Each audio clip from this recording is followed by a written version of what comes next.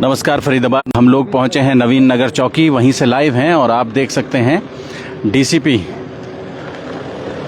पहुंची हैं और अभी यहां से निकल रही हैं। बड़ी तादाद में लोगों ने यहां घेराव किया था शराब माफिया के खिलाफ और उसके बाद कई लोगों को पुलिस ने हिरासत में ले रखा था और बात करेंगे उसके बारे में भी।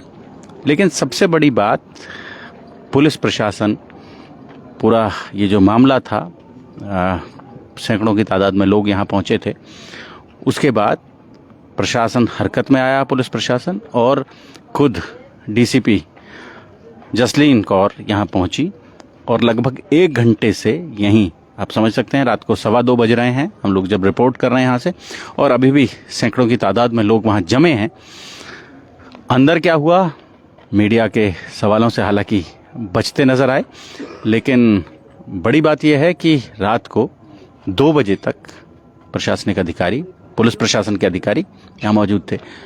और अभी क्या हो रहा है पारस जी, अभी अंदर क्या चल रहा है उसके बारे में थोड़ा सा बता दें। देखिए, अंदर तो जाने नहीं दे रहे हैं ये लोग, थोड़ा इन्होंने आवाजाही के लिए मना कर रखा है। लेकिन मुझे जो पता चला है, इन्होंने जो जिनको लेके आए हैं आरोपी बना के, हालांकि उनकी कोई गलती नहीं है, वो सिर्फ शराब माफिया के खिलाफ आवाज उठा रहे थे।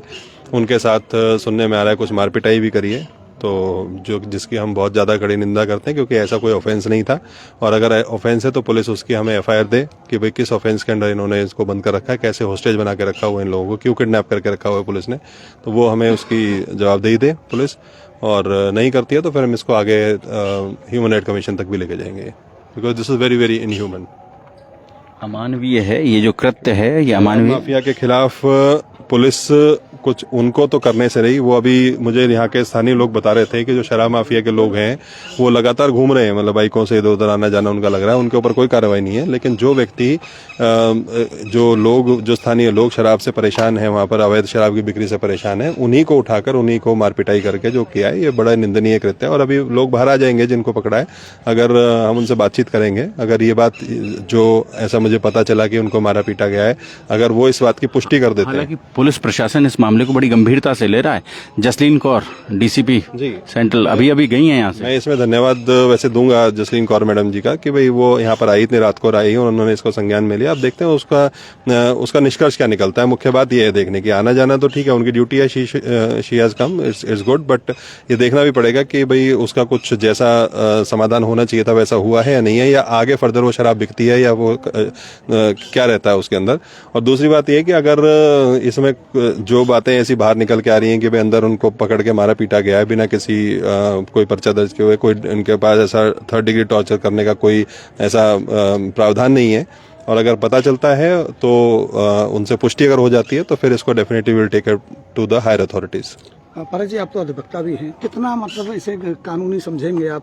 जिस तरह का इन्होंने, जो भी खबरें हैं हमारे पास, अभी पुष्ट नहीं हुई हैं खबरें जी, लेकिन खबरें हैं कि 3rd डिग्री का टॉर्चर हुआ है लाके उनको उठा के लाने के बाद। देखिए, बिल्कुल भी ये कानून सम्मत नहीं है, गैर कानूनी है, क्योंकि जो भी ऑफेंसेस ये बता रहे हैं, हालांकि उसके पास उसका भी एविडेंस नहीं है उस चीज का भी, बल्कि जो एविडेंस है वो अगेंस्ट इन्हीं के ही है, जो शराब माफिया है या इवन जो पुलिस के साथ इनका झगड़ा वगड़ा हुआ है। बट मैं कह रहा हूँ कि चलो कोई ऑफेंस हुआ भी है, बट ऑफेंस की जो भी पनिशमेंट होगी, जो भी धाराएं होंगी, वो एज पर द लॉ ही तो लगाई जाएंगी।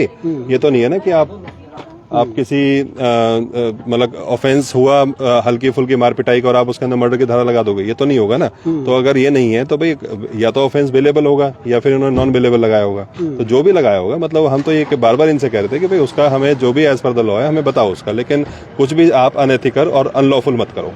हाँ, लेकिन टॉर्चर करना या जिस तरह की मारपीट करना, आप सोच सकते हैं फरीदाबाद कि कह सकते हैं वो लोग, जो लोग उस इलाके में शराब माफिया के खिलाफ आवाज उठा रहे थे, और हमने वो गाड़ी दिखाई थी, वो गाड़ी भी आप देख लें, एक बार फिर देख लें, वो गाड़ी जिसको पुलिस के स्टिकर्स के साथ, बिना सिक्योरिटी नंबर प्लेट के साथ जिस गाड़ी को चलाया जा रहा है वहाँ, उस गाड़ी को भी देख लें आप। ये आपत्ति थी इन लोगों को कि ये जो स्टिकर्स लगे हुए हैं, ये चिन्ह आमतौर पर हरियाणा पुलिस इस्तेमाल करती है। और उसके बाद जो दूसरी आपत्ति थी, ये जो गाड़ी है, इस गाड़ी पर नंबर प्लेट भी ठीक नहीं है, और number plate high security number plate नहीं है, जबकि ये गाड़ी जो है, ये कोई गाड़ी, पुरानी गाड़ी नहीं है।